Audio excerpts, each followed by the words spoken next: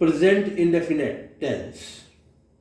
मैंने आपको last video में dear students present indefinite tense का सिंपल और नेगेटिव दोनों पार्ट समझाए थे, और अब मैं आपको interrogative and interrogative plus negative ये दोनों पार्ट और समझा रहा हूं। आखिर तक वीडियो देखें, आपको सब कुछ क्लियर हो जाएगा और बहुत बेनिफिशियल होगा आपके लिए।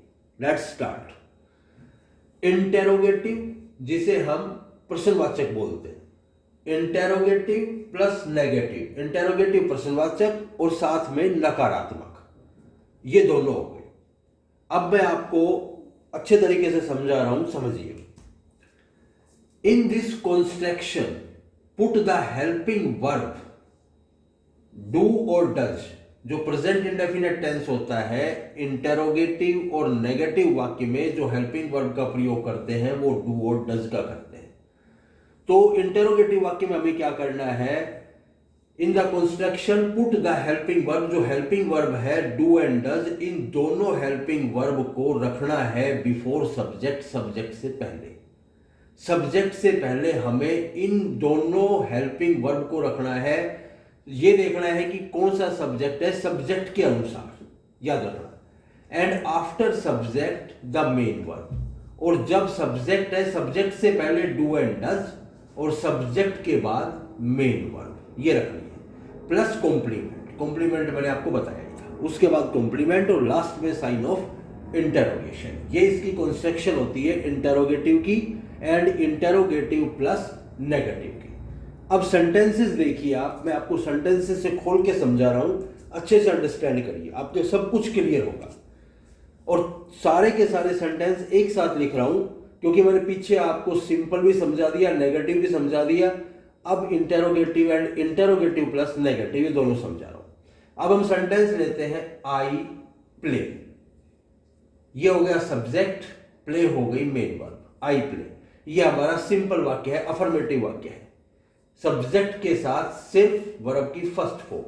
लास्ट वीडियो में मैंने बताया था आई यू वी दे और प्लूरल, इनके साथ वर्ब की फर्स्ट फॉर्म लगती है, तो इन्हीं के साथ हेल्पिंग वर्ब डू लगती है, ये ध्यान रखना। तो आई, इसका नेगेटिव क्या हो जाएगा? आई डू नॉट प्ले, इसका नेगेटिव हो गया। I play simple, I do not play negative.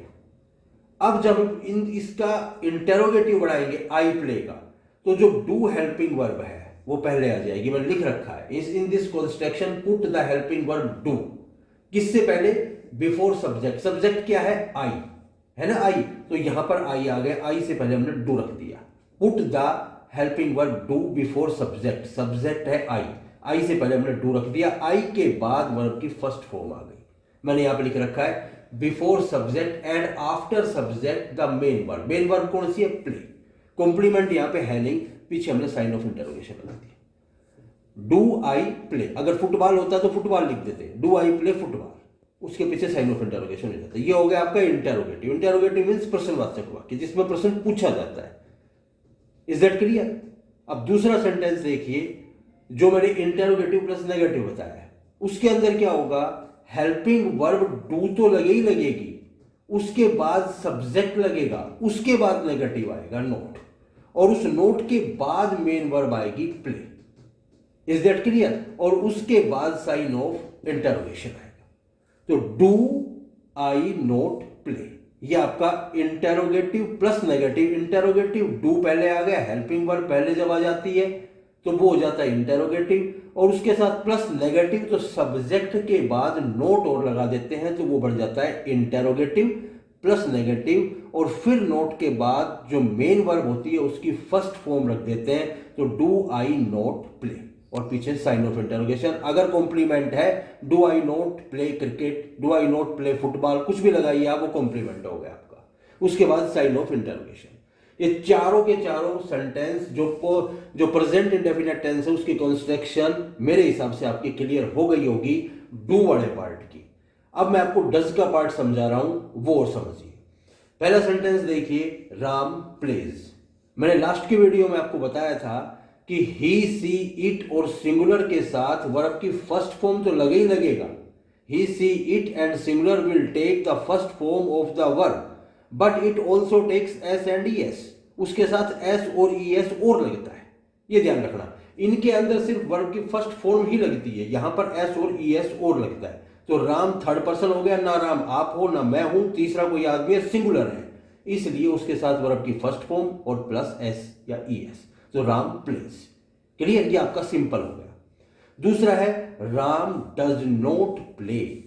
Does not किसके लिए आ गया? ये हेल्पिंग वर्ब है डज, नेगेटिव में नॉट। लास्ट वीडियो में बताया मैंने, Ram does not play, Ram plus does plus not plus verb की फर्स्ट फॉर्म, ये नेगेटिव हो गया। अब हम इसका इंटेरोगेटिव बनाएंगे, तो इंटेरोगेटिव में हेल्पिंग वर्ब लगती है डज। ऊपर मैंने लिखा हुआ है कंस्ट्रक्शन के अंदर कि हेल्पिंग वर्ब डू और डज, तो यहां पर डज हेल्पिंग वर्ब है, पहले आ जाएगी राम से। राम क्या है? सब्जेक्ट है, सब्जेक्ट से पहले हेल्पिंग वर्ब आ गई डज। डज राम, राम के बाद वर्ब की फर्स्ट फॉर्म आ गई प्ले, पीछे साइन ऑफ इंटरोगेशन आ गया। डज राम प्ले, पीछे साइन ऑफ इंटरोगेशन, ये आपका इंटरोगेटिव हो गया, प्रश्नवाचक हो गया। कॉम्प्लीमेंट वही लगाओ, does Ram play football, cricket, tennis etcetera, कुछ भी लगा सकते हो। उसी तरीके से आपका अगला सेंटेंस बनता है इंटेरोगेटिव प्लस नेगेटिव। तो इंटेरोगेटिव में डज, वही राम आ गया, सब्जेक्ट, सब्जेक्ट से पहले हेल्पिंग वर्ब आ गया, सब्जेक्ट के बाद नेगेटिव आ गया, नेगेटिव के बाद मेन वर्ब आ गया, पीछे साइन ऑफ इंटरोगेशन आ गया। ये आपका हो गया interrogative plus negative. Does Ram not play cricket, ये आपका हो गया इंटेरोगेटिव प्लस नेगेटिव। जो प्रेजेंट इंडेफिनेट टेंस का कंस्ट्रक्शन था वो मैंने आपको खूब खोल के समझा दिया है। फिर भी अगर आपके समझ में ना आया हो तो कमेंट करके मेरे से पूछें, मैं उसको और अच्छे से क्लियर कर दूंगा। वीडियो को पूरा देखें, आपकी जानकारी अगर आपको बढ़ानी है तो जरूर वीडियो को पूरा देखें, और चैनल को लाइक करें, वीडियो को लाइक करें, सब्सक्राइब करें। थैंक्स।